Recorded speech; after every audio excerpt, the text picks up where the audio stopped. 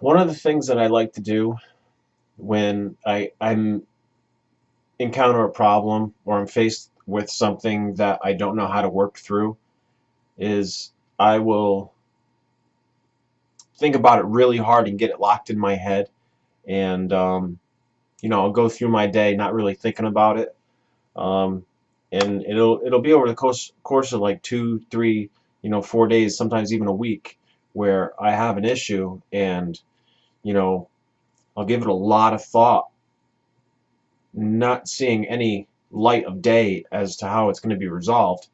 And I leave it in the back of my head and just go through my day, and I always have the answers come to me in some form or another, from talking to somebody about a completely different subject, or finding something online that just speaks volumes to me. And you know I was feeling stagnant.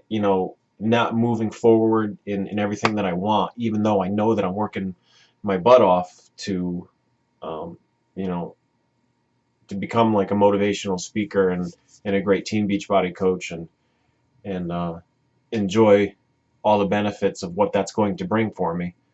Um, and I know it's the process to get there, but I feel stagnant. I feel like I'm not moving.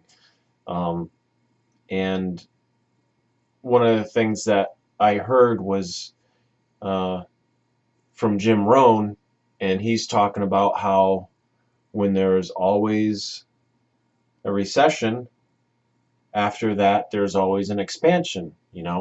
What follows winter? Um, Spring always follows winter. So whenever there's bad times, there's always good times right after it. And as much as I feel like I'm stagnant right now, I'm preparing for that growth season. I'm preparing for um, the that final end goal. Even though when you get to that end goal, there's something else after that. But I have a picture in my mind of where I want to go. And you know, over the past couple days, it's been really recent that I felt stagnant, even though I know I'm moving in the right direction and I'm doing everything that I can. Um, he likened it, well, not Jim Rohn, but I actually was talking to another friend of mine, and he said it reminds him, what I'm going through of him being in his 20s. You've got your friends, and everybody's getting married and they're having kids, and you're single and you're not doing anything, and there's no prospects, and it feels like people are whizzing by you, and you're just standing there. He's like, well, I got to get on that track over there. I got to get with them. But that's not always the best idea, because you can jump into something that you weren't really prepared for, and it can turn into a disaster. He says that he actually asked a girl to marry him, and luckily she was smart enough to say no. So he didn't jump in, and he ended up getting married much later when he was 30, and having a daughter at that time.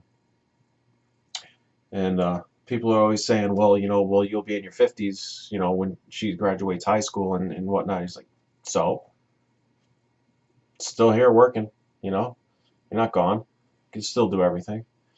Um, so that's just an example. You're in one position, and you could see everybody else moving by you really fast, and you think you should jump in with them, even though it's really not your time. It's not your pace. You got to find your own track. Um, so when I'm having the issues, or when you're having the issues of not thinking that you're moving anywhere, how do you get out of that? And I see it as you got to look 3 to 5 years down the road to where you want to be, and know that it's a process to get there. Um, I heard the analogy of when they shoot a space shuttle to the moon. It's off course 97% of the time, but it's that last 3% where it's right on course. Um, so me, I don't think I'm that far off course, but I'm just making my way, little adjustments here and there. I'll eventually get to where I want to. I'm always consistently moving forward and trying new things, and feel out what fits right for me. Finding my voice. Um, so You know, write down what you want to be in 3 to 5 years. Write down what your goals are. You know, it's better to be growing towards something and not knowing what you're doing instead of having regret, just sitting still and just coasting through life. That's the way I look at it. You know, um, like I've said it before. You know, 2 years ago I was just a mechanic saying I'm going to keep in shape so that I can work till 65 and retire, so that when I retire I can get another job and keep working, so I can keep my standard of living the way I want to by driving a parts delivery car for some parts store. And from 2 years to now, it's changed to I am not going to be doing anything but working for myself. I'm shooting for before 50. I'm shooting for, 45. 45, I want to be done. 45, I want to just be doing what I want to do. And so that's, I'll be 42 March 8th. It's 3 years. I mean, people go to college for 4.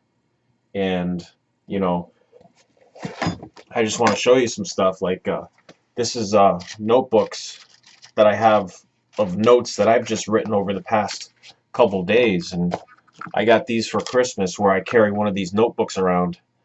And I've got it filled with ideas and things that I want to say, and plans, and everything that I'm working on. And I'm working in that direction. But sometimes I get really far and then everything just stops and I feel stagnant. It's like, is this even worth it?